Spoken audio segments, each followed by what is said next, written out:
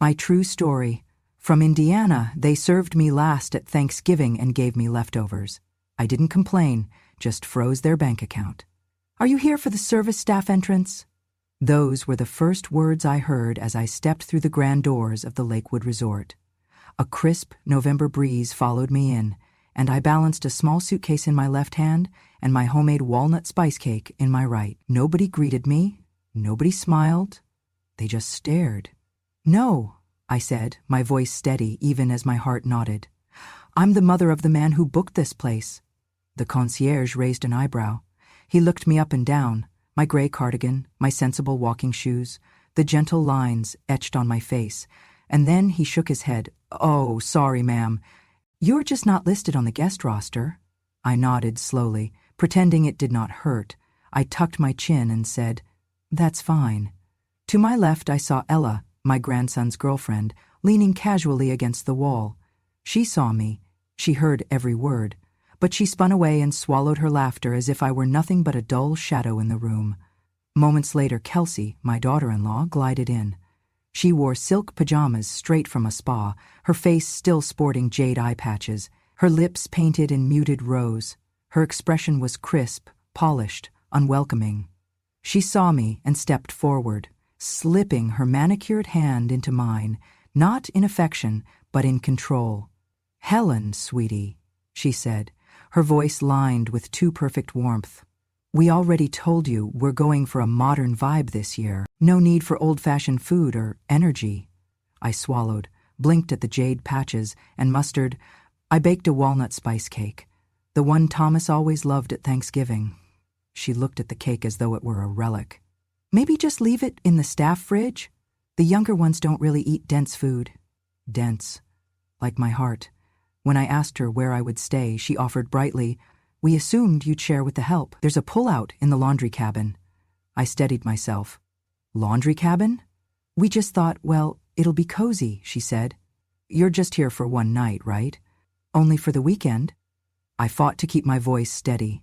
Then I heard my granddaughter Ivy giggle with her college friend. "Grandma's staying here? That's a mood killer," Ivy whispered. "She's going to talk about how we used to peel potatoes by hand in the blizzard of '74 again." They shared a smirk and turned away. Just then, Thomas came up behind me. He crossed his arms, looked at them both, then to me. He kissed my temple and whispered, "Mom, don't make a scene. You're just here for one meal. Please don't ruin it like you ruined Dad's funeral." He didn't wait for a response. He walked away, nodding to Kelsey, who led me off toward the laundry cabin. I stood silent. I did not say one word about my feelings. I did not demand respect. I didn't argue. Inside, there was no paper keycard waiting for me. On the seating map by the fireplace, every name was written in elegant calligraphy. Thomas, Kelsey, Ivy, Ella, but not mine. I wandered to see where my seat might be. They had left me a place at the small round table beside the staff drink station behind the kitchen. I sat, alone. No water was offered, no wine. I watched them seated around a long oak table overlooking the lake, raising glasses to each other. To family and to this new chapter, Thomas toasted. Kelsey raised her eyes to mine, a glance as cold as the lake outside. "And certainly not to ghosts from the past," she added, smiling at Thomas, her eyes glittering with triumph. Ghosts. That was how I felt. Forgotten. Transparent. A wandering presence with no invitation to belong. I picked at the scraps someone had left. Stuffing cool to room temperature. A few dry turkey shreds and a scoop of broken gravy. Leftovers from leftovers. The sort of meal served to someone no one bothered to include. After a few bites, the lights dimmed and the MC raised a microphone. He was a cousin from Kelsey's side, brought in just for show. "Let's share our gratitude tonight," he said. "Names matter, voices matter. We celebrate those who built this family." They went first. Ivy talked about her upcoming internship. Her friend joked about holiday cookies. Kelsey talked about the future of their new home. Thomas gave a short speech about growth and renewal. When the microphone reached me, I stood. Kelsey stepped in, her voice so quiet I could barely hear it. But the room hushed just the same. "Not you. This isn't your moment, Helen. Don't embarrass us again." She must have expected me to fold. I stood frozen, tears threatening but not falling. I forced myself to sit.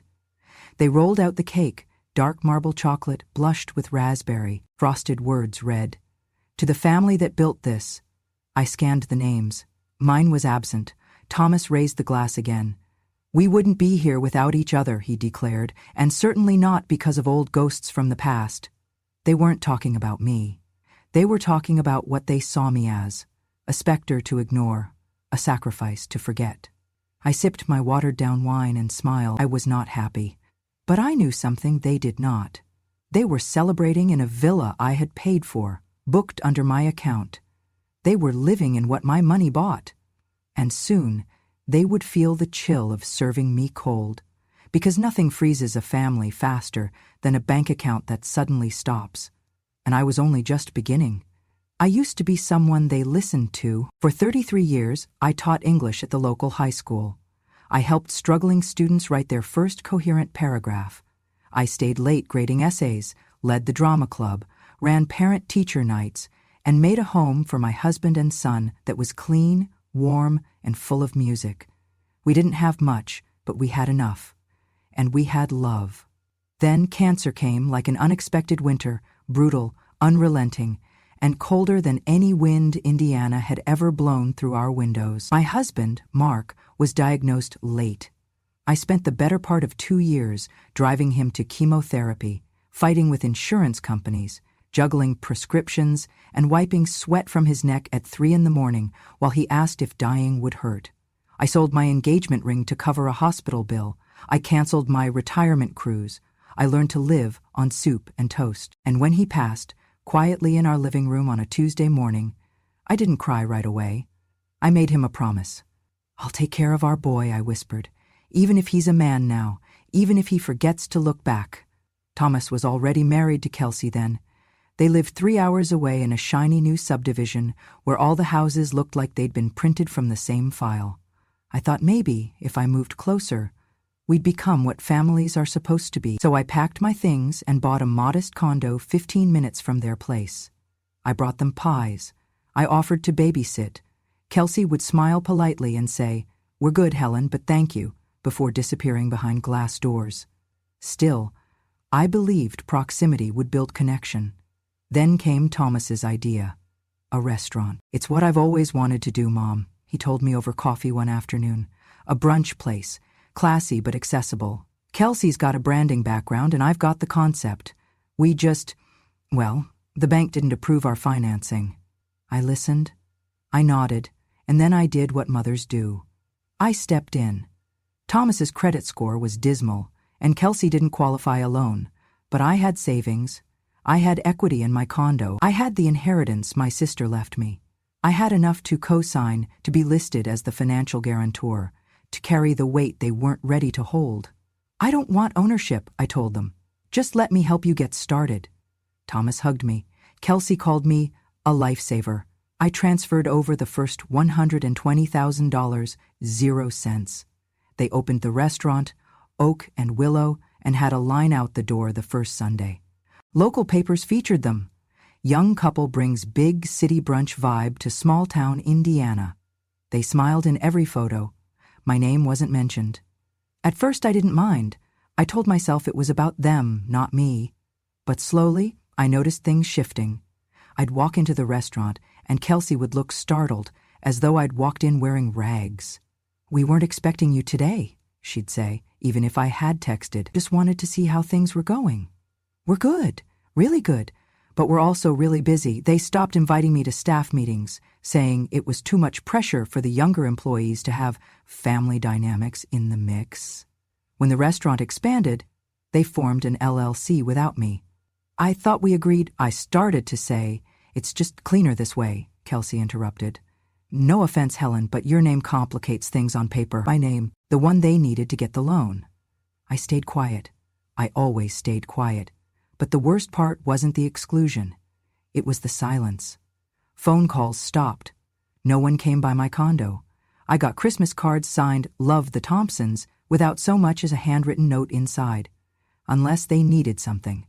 Every message from Thomas started with, "Hey Mom, quick question," or "Sorry to bother you, but do you still have the login for—" Once, I didn't respond right away, and he texted twice more in 30 minutes. I just don't want to miss a deadline. No, how are you, Mom? Just the urgency of someone used to me being available, like a customer service line that never closes. I watched them grow. I watched their home fill with new furniture. Their vacations get longer, their Instagram photos become glossier. And every time I saw their faces in some article or some flyer, I wondered how two people I once loved so fiercely could look so complete without me. But I never said a word. I just smiled when they needed me, wrote the checks when asked, and reminded myself that love, real love, is patient. But even the most patient heart can learn to close its doors. I woke early that Saturday morning with an ache in my knees and a plan in my heart. It was Thanksgiving weekend, and I had promised myself I would bring something that mattered, something more than a checkbook or a signature. So I woke at 5 and made my stuffing. Not the boxed kind, not the trendy cornbread chorizo nonsense they served on Food Network. Mine was pumpkin stuffing with rosemary, sweet onion, and bits of sage sausage browned just right. A recipe passed down from my grandmother, who made it during the Depression when nothing else could fill a belly or warm a soul.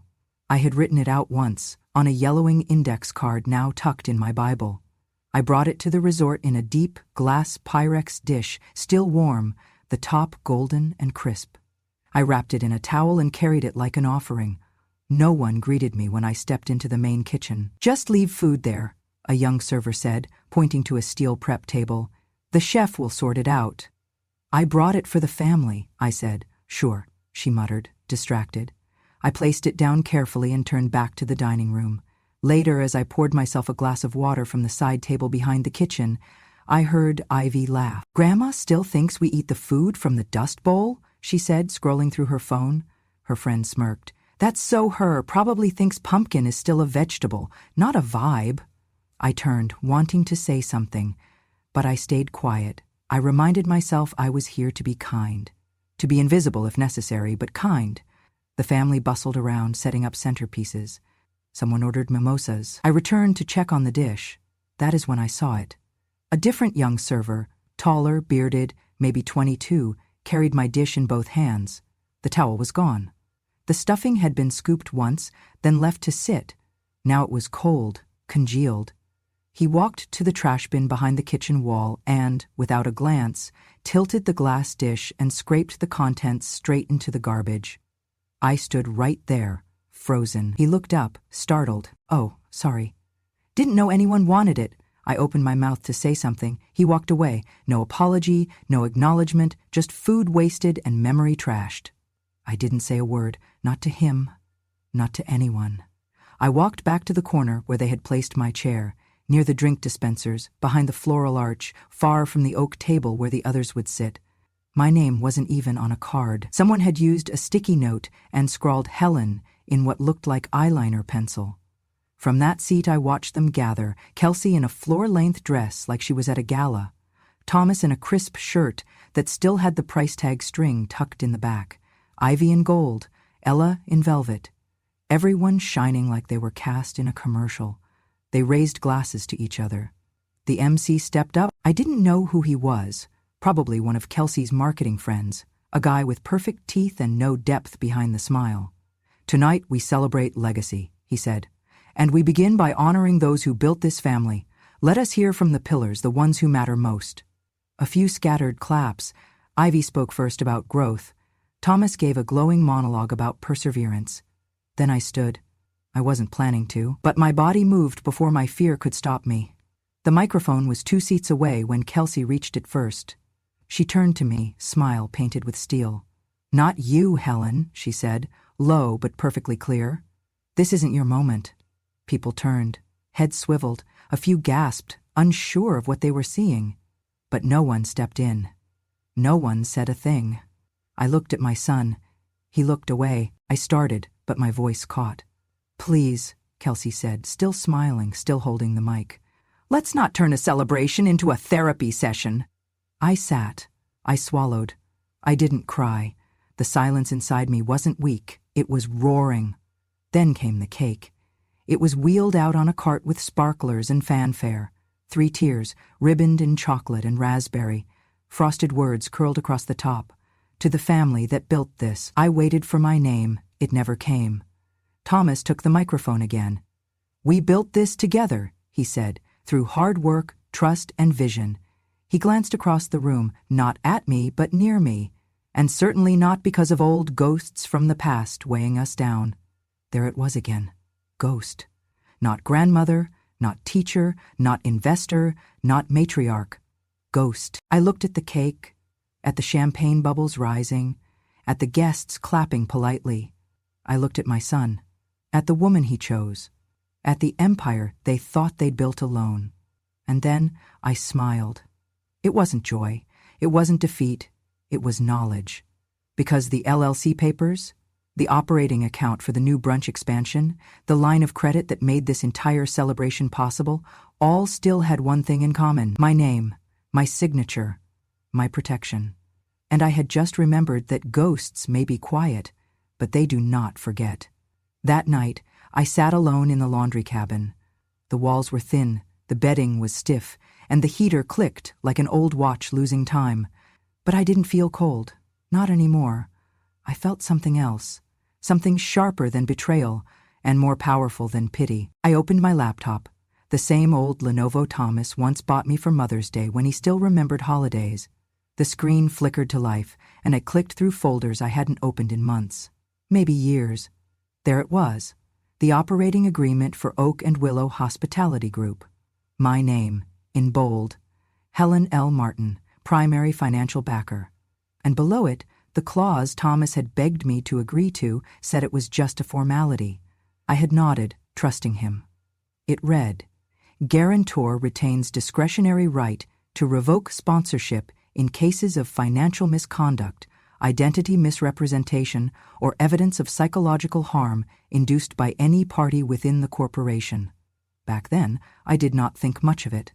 I was too busy wiring funds, talking to real estate agents, assuring banks that my name meant something. I believed I was doing what a mother should, clearing paths, building foundations, holding the weight so her child could climb. But sitting there, with the sound of party laughter still echoing from the main hall, I realized what I had really done. I had handed them the keys to the castle. I had paid the tolls, opened the gates, and then they locked the doors from the inside. I clicked through emails, searching for one in particular. It didn't take long. Dated 3 years ago. Subject, "Thank you, Mom. This means everything." I opened it. "Mom, thank you for believing in me. I know our family has been through a lot, and I know Dad would be proud of this next step. I promise I'll never make you regret standing behind me. You're more than my mom. You're my foundation." T.I. read it twice, then again. Each word now sounded like theater. Not love, not gratitude, just another script played out for convenience.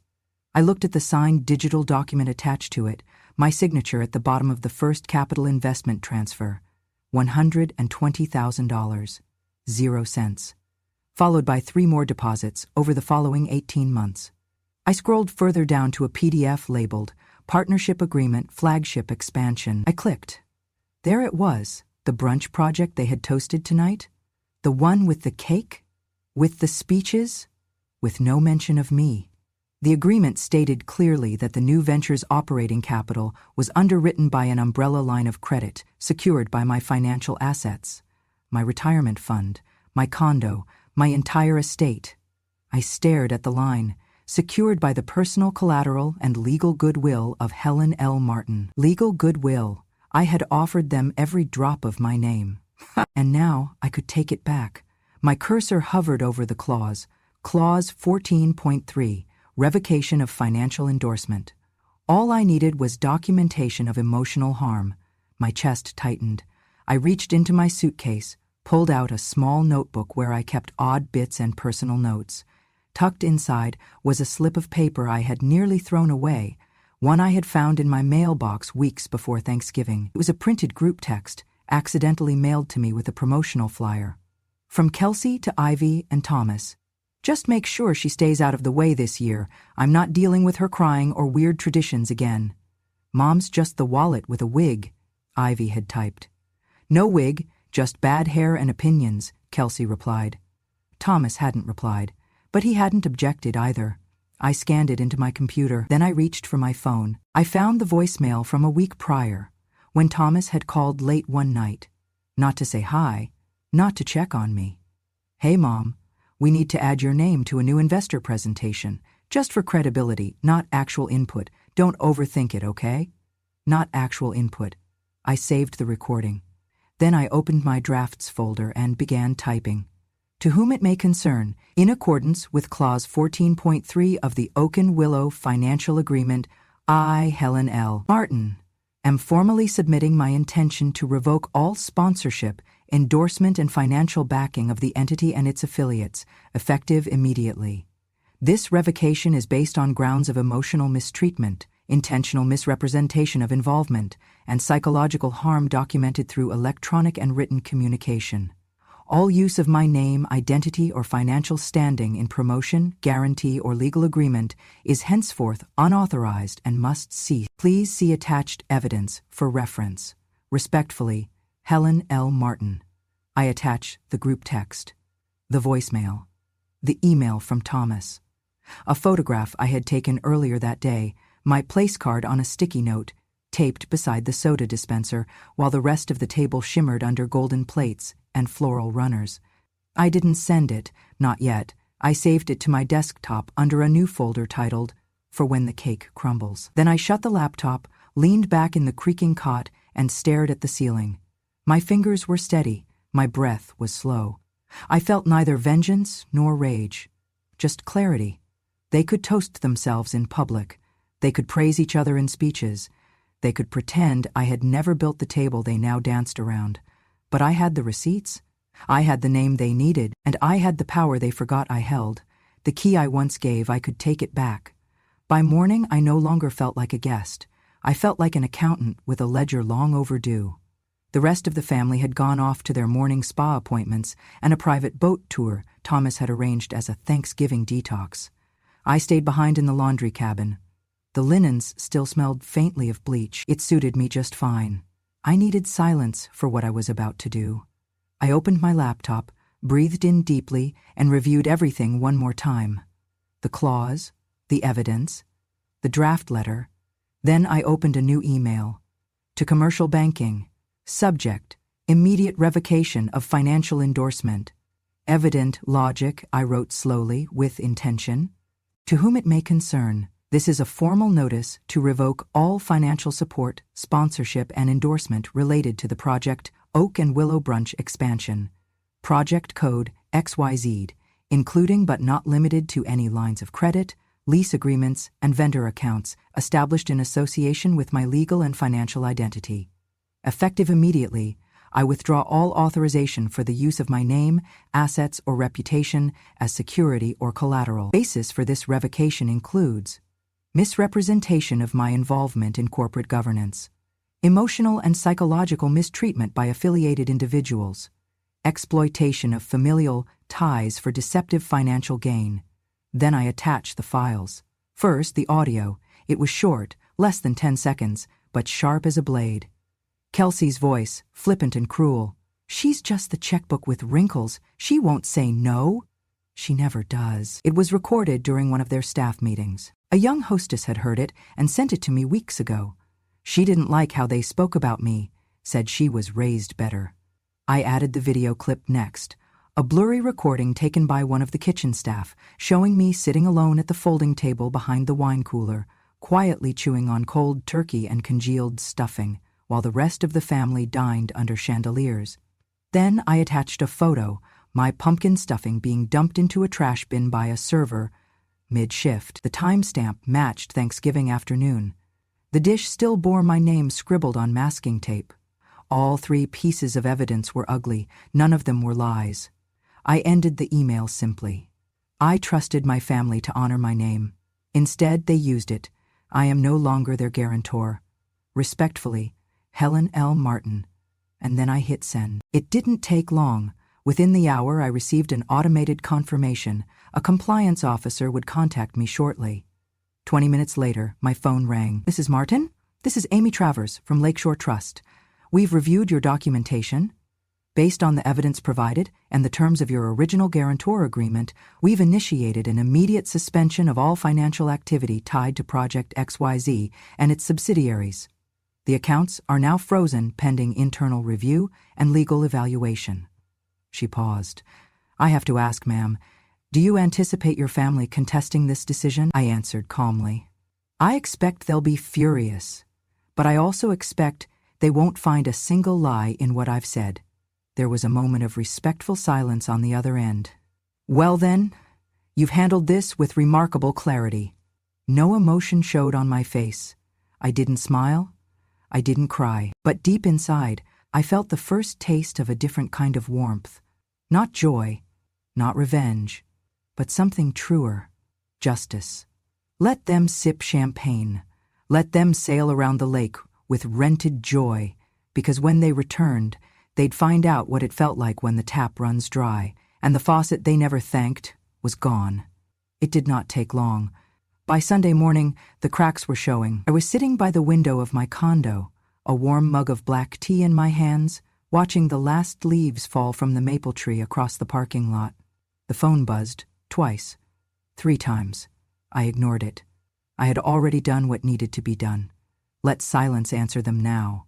But by afternoon, it was no longer silence. It was noise. I received a text from a neighbor's teenage daughter, an accidental message meant for a friend with a link to a TikTok video attached. Bitter brunch baby, posted 5 hours ago. Caption, when you work a 14-hour holiday shift and your paycheck bounces because your boss's MIL snapped.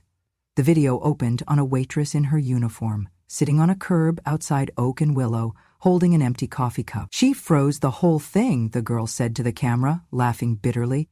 Apparently Grandma funded everything and got sick of being treated like furniture. So now we don't get paid until the lawyers sort it out. Happy Thanksgiving, I guess. The comments rolled fast. I watched the video twice. It felt surreal. My life, my pain, reduced to pixels and punchlines. But I did not flinch. This was not revenge. It was revelation. I was no longer the invisible one. I was being seen, if not by my family, then by the world that watched them. An hour later, Thomas called. His name lit up my screen. I let it ring once, twice. Then I answered. Mom, what the hell did you do? He snapped, skipping even a greeting. You ruined everything. There was no trace of the boy I raised, no softness, just panic wrapped in entitlement. I revoked the sponsorship, I said quietly, as was my right. Do you even know what that means? He shouted. Payroll didn't go through. Our supplier pulled out. The expansion team is threatening to sue. I could hear Kelsey in the background, her voice high-pitched and frantic. Doors slamming, something breaking.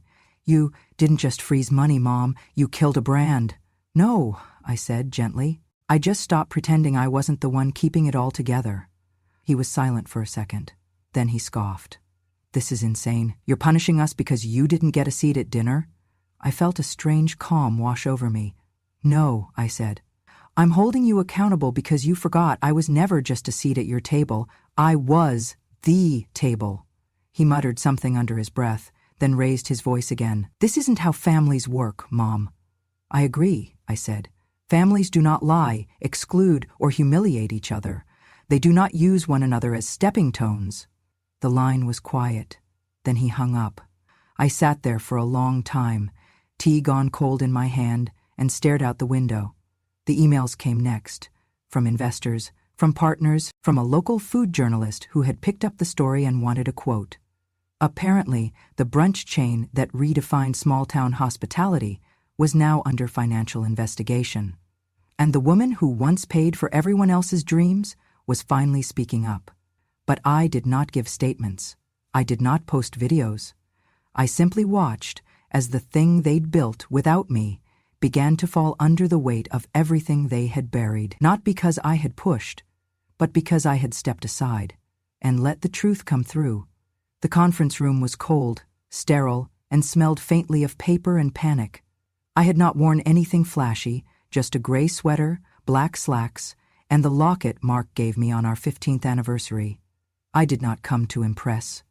I came to finalize. 2 men in suits sat at one end of the table, representatives from Lakeshore Trust.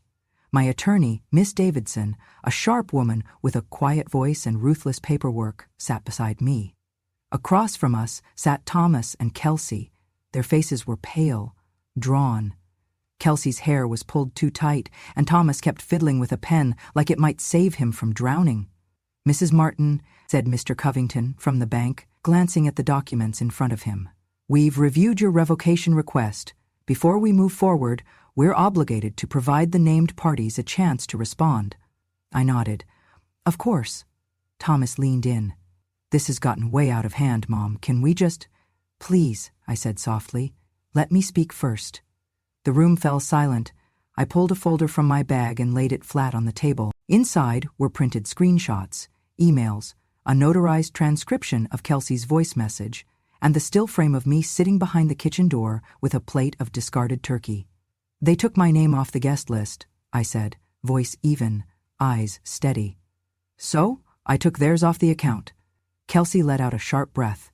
"That's not fair. You know that night was—" I raised a hand. "No one forced you to exclude me. No one told you to throw my food away. No one told you to refer to me as a checkbook with wrinkles." The banker's face twitched. "I gave you my name," I continued. "I gave you my savings. I signed over my retirement, my condo equity, even my emergency fund for dental work, all so you could build something you told me would carry our family forward." Kelsey spoke again, voice trembling now. "We were stressed.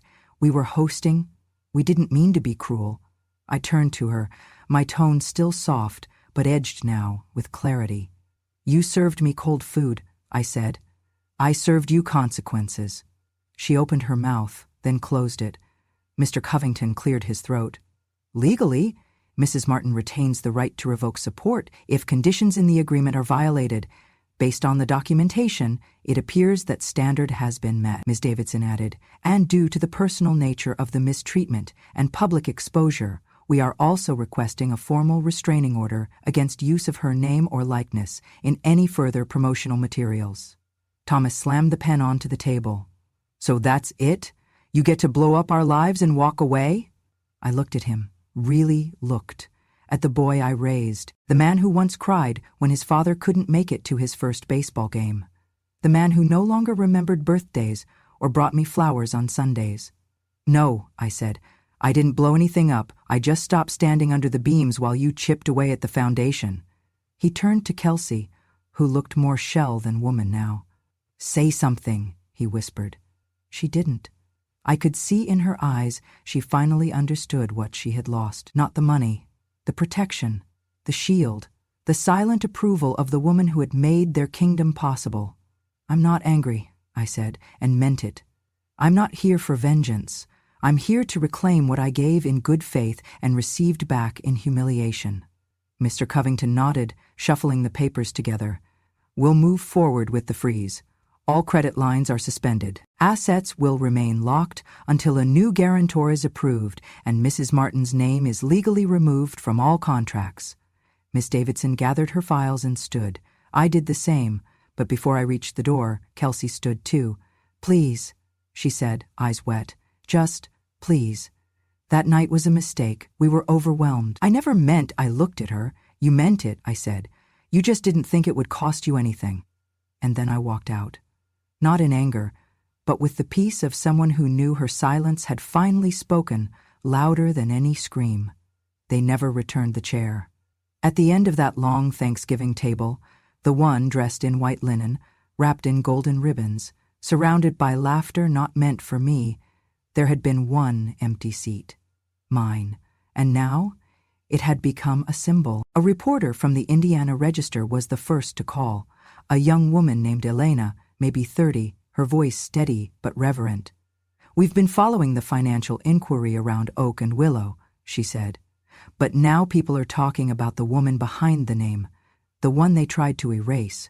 I did not think I had anything to say, but I agreed to meet her at a small cafe downtown. She brought coffee, a notebook, and the kind of attention I hadn't received from my own children in years. She asked questions I hadn't expected. What was it like to sign your name over to something you believed in? What made you finally say, enough? And then, quietly, "Do you think they ever really saw you?" I answered as plainly as I could. "I do not think they ever looked." The article went viral by Monday. She funded the future, then took it back. That was the headline. Beneath it, a photo of me, sitting on the cafe patio, tea in hand, wedding ring still on my finger even though Mark had been gone 6 years. They didn't Photoshop a thing. Not the wrinkles, not the softness of my arms, not the age in my eyes. And yet, I looked strong. Within days my inbox filled. Strangers? Hundreds of them, messages from women who said they had once kept quiet at dinner tables, who had signed checks but never been invited to boardrooms, who were asked to sit in corners and smile as others took credit for their sacrifices. One woman wrote, "You reminded me that silence can have structure, and sometimes the most powerful words we say are the ones we sign on legal documents." Another, "My daughter-in-law hasn't spoken to me in months, but I read your story, and for the first time, I don't feel ashamed. I feel visible." An invitation arrived in the mail, heavy and cream-colored. "You are cordially invited to speak at the 4th Annual Women Over 65 in Power Leadership Summit, hosted in Chicago, IL. Keynote topic, when they forget your worth, remind them who paid the bill." I laughed when I read that, not because it was funny, but because it was true. At the summit, I stood in a modest blazer, facing a room of women whose hair had grayed, whose voices had softened, but whose spines remained unbreakable. I told them the story of the empty chair. I told them about the guest list, about the plate of food in the kitchen, about the cake. I told them how my son once said I was just here for one meal, and how that was the last time I ever let someone else define what I was worth. The crowd didn't applaud loudly. They rose, slowly, silently. A standing ovation in a room full of women who had spent lifetimes being seated last. They knew.